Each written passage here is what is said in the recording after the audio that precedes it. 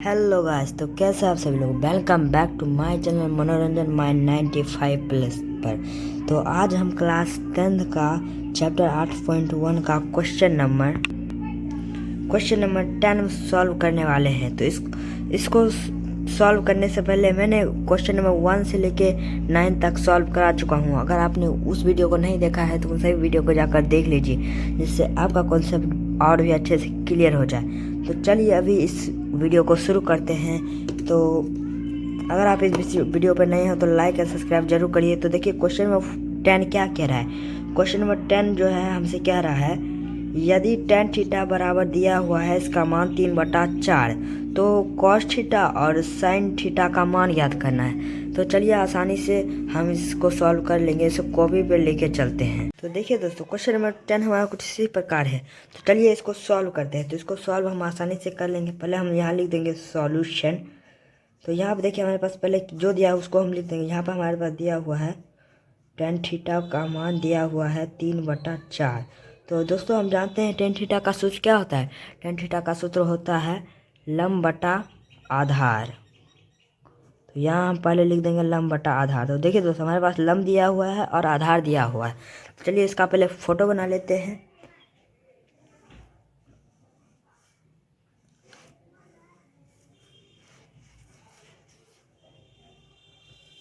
सभी कोनों का मान ABC रख देंगे अपने हिसाब से, और यहाँ पर थीटा रहेगा। तो देखिए ये सामने वाला हमारा हो गया लंब, ये नीचे वाला आधार, और ये कर्ण हमेशा तो यहीं रहता है, ये आपको पता है। तो देखिए दोस्तों हमारे पास लंब दिया हुआ है 3 और आधार दिया हुआ है 4। तो हमारे पास क्या नहीं है, हमारे पास हम जानते हैं कर्ण नहीं दिया हुआ। तो चलिए पहले हम कर्ण निकाल लेते हैं। तो हम पर यहाँ पर लिख देंगे कर्ण। तो कर्ण का सूत्र दोस्तों होता है √ आधार का होल स्क्वायर प्लस लंब का होल स्क्वायर। चलिए इसको सॉल्व करते हैं। तो ये हो जाएगा हमारे पास। देखिए दोस्तों आधार क्या दिया हुआ है, आधार हमारे पास दिया हुआ है 4। तो 4 का होल स्क्वायर कर देंगे, और प्लस है तो प्लस, और लंब हमारे पास 3 दिया हुआ है तो 3 का होल स्क्वायर करेंगे। तो अगर इसे हम सॉल्व करेंगे तो हमारे पास आ जाएगा 16 + 9, और 16 + 9 को जोड़ने पर आ जाएगा 25। और जानते हैं कि 25 किसका वर्ग होता है, 25 जो होता है 5 का वर्ग होता है। देखिए दोस्तों हमने आसानी से कर्ण भी हमने निकाल लिया। तो देखिए हमने कर्ण हमारे पास निकला था 5, तो यहाँ पर हम 5 लिख देते हैं। तो देखिए अब हम आसानी से cos थीटा और sin थीटा का मान निकाल लेंगे। तो चलिए इसका मान निकालने का कोशिश करते हैं। तो पहले हमारे पास पूछा है cos थीटा का मान। तो cos थीटा का सूत्र दोस्तों क्या होता है, cos थीटा का सूत्र जानते हैं हम कि आधार कर्ण बटा आधार होता है, आधार बटा कर्ण होता है। cos थीटा का सूत्र आधार बटा कर्ण होता है। तो देखिए दोस्तों हमारे पास जो है, हमारे पास आधार पहले से 4 यहाँ पे दिया हुआ है। तो पहले यहाँ हम 4 लिख देंगे, और हमने कर्ण क्या निकाला था, कर्ण का मान हमने 5 निकाला था। तो यहाँ हमने 5 लिख दिया, हो गया हमारा ये पहला नंबर जो है ये सॉल्व हो गया। और पहला को जो है यहाँ पे पूछ रहा है साइन थीटा का मान इसी क्वेश्चन में। तो यहाँ पर हम लिख देंगे साइन थीटा बराबर, साइन थीटा का सूत्र क्या होता है, साइन थीटा का सूत्र हम जानते हैं कि लंब बटा कर्ण होता है। तो लंब बटा कर्ण, देखिए हमारे पास लंब 3 दिया हुआ है, तो यहाँ हम 3 पुट कर देंगे, और कर्ण हमने निकाला था 5, तो ये हमारा 5 हो गया। तो देखिए क्वेश्चन नंबर 10 का 1 ख़त्म हो गया। चलिए इसको हमने आसानी से सॉल्व कर लिया। अब क्वेश्चन नंबर 10 के सेकंड में चलते हैं।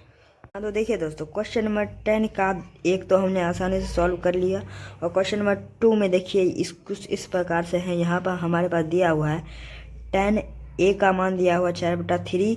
तो कोण A के अन्य त्रिकोणमितीय अनुपातों को ज्ञात करने के लिए पूछ रहा है। तो इस क्वेश्चन को भी हम आसानी से सॉल्व कर लेंगे। इसे सॉल्व करने से पहले आप इसे खुद से बनाने का प्रयास करें, अगर नहीं बने तो वीडियो का सहारा ले। चलिए अभी इसे कॉपी पे लेके चलते हैं। तो देखिए क्वेश्चन नंबर 10 का 2 नंबर कुछ इसी प्रकार से है। तो चलिए इसे सॉल्व करते हैं। पहले यहाँ पर हम लिख लेंगे सॉल्यूशन। तो देखिए हमारे पास पहले जो दिया है पहले उसको हम लिख लेंगे। तो हमारे पास देखिए यहाँ पर दिया हुआ है tan A का मान दिया हुआ है 4/3।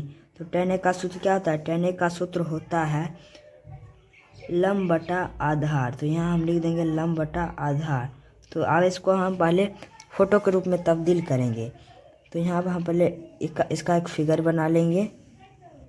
तो हमारा कुछ इसी प्रकार से फिगर बन जाएगा। तो देखिए हमारे पास जो है यहाँ हम थीटा रखेंगे तो हमारे पास लंब और आधार दिया हुआ है। तो यहाँ हम लिख देंगे लंब, इसके सामने वाला दोस्तों मैंने बताया आपको कि लंब होता है और नीचे वाला आधार, और ये ऊपर वाला हमेशा कर्ण यही रहता है।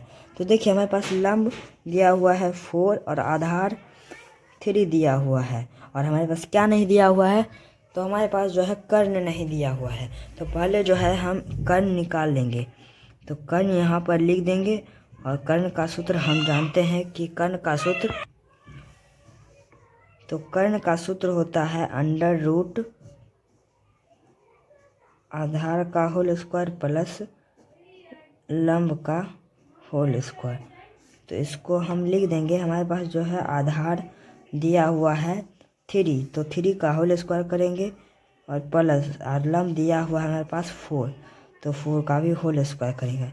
और इसे हम सॉल्व करने से पता चलता है कि रूट के अंदर हमारे पास 9, 3 का वर्ग होता है 9 यानी, और 4 का वर्ग होता है 16। तो इसको सॉल्व यानी इसको जोड़ने पर हमारे पास आ जाएगा 25, और 25 किसका वर्ग होता है? 25 5 का वर्ग होता है। तो देखिए हमने कर्ण भी आसानी से निकाल लिया। तो हमारे पास कोण ए के सभी अन्य त्रिकोणमितीय अनुपात को भी हम आसानी से निकाल लेंगे। देखिए हमने यहाँ पर जो है हमने कर्ण निकाल लिया। तो अब हम आसानी से सभी का मान निकाल लेंगे। तो सभी त्रिकोणमितीय अनुपात का मतलब हो गया कि साइन थीटा कॉस थीटा जितने भी हैं छेव का मान ज्ञात करना है। तो चलिए आसानी से कर लेंगे। तो पहले यहाँ पर लिख लेंगे, पहले हम साइन थीटा का साइन ए का मान ज्ञात करेंगे। तो साइन का सूत्र क्या होता है? साइन का सूत्र हम जानते हैं कि लंब बटा कर्ण होता है। तो पहले यहाँ फॉर्मूला लिख देंगे। और लंब क्या हुआ?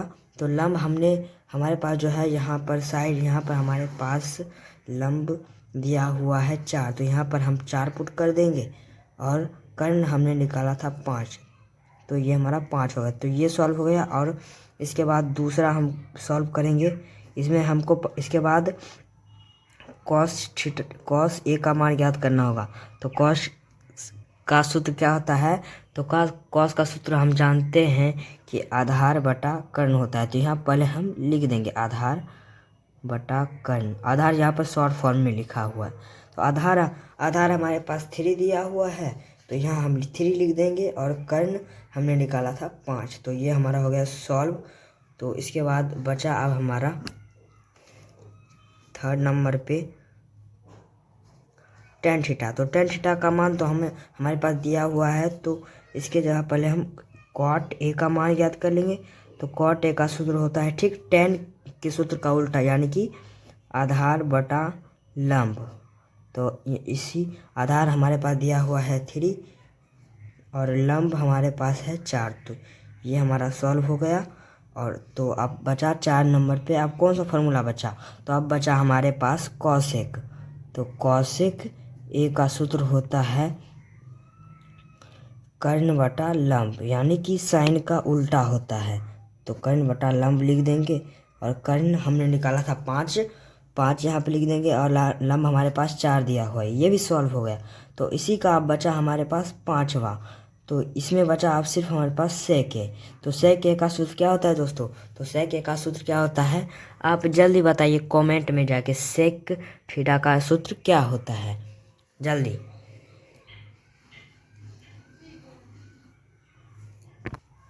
तो सेक ए का सूत्र होता है कॉस का उल्टा, यानी कर्ण बटा आधार। तो यहाँ पर हम लिख देंगे। और कर्ण हमारे पास 5 है और आधार हमारे पास दिया हुआ है 3।